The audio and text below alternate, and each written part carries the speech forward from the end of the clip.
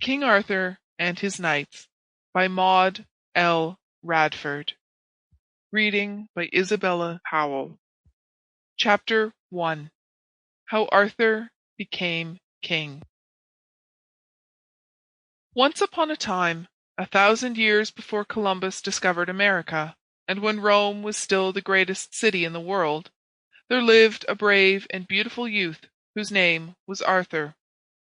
His home was in England, near London, and he lived with the good knight Sir Hector, whom he always called father.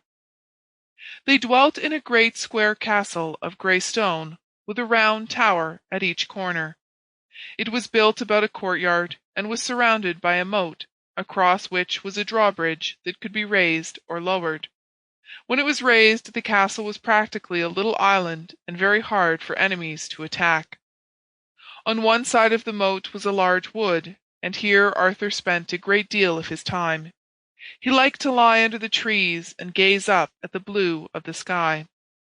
All about him, old oaks stood like giant guardians, watching sturdily over the soil where they had grown for centuries. Arthur could look between the trunks and see rabbits and squirrels whisking about.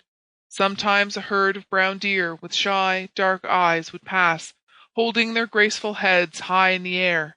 Sometimes a flock of pheasants with brilliant plumage rose from the bushes.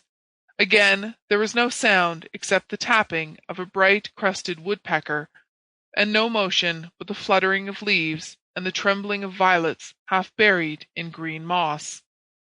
At times, when it was dim and silent in the wood, Arthur would hear bursts of merry laughter, the tinkling of bells and the jingling of spurs.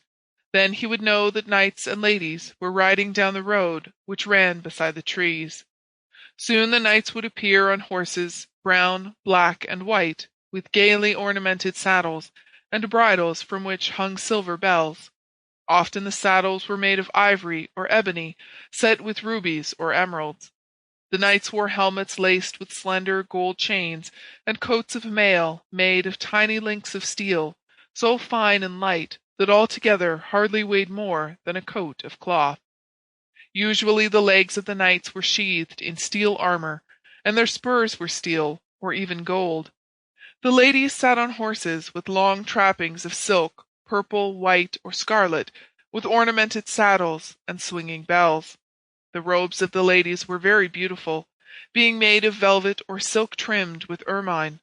Arthur liked to watch them, flashing by, crimson and gold and blue and rose-colored.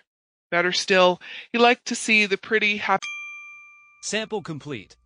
Ready to continue?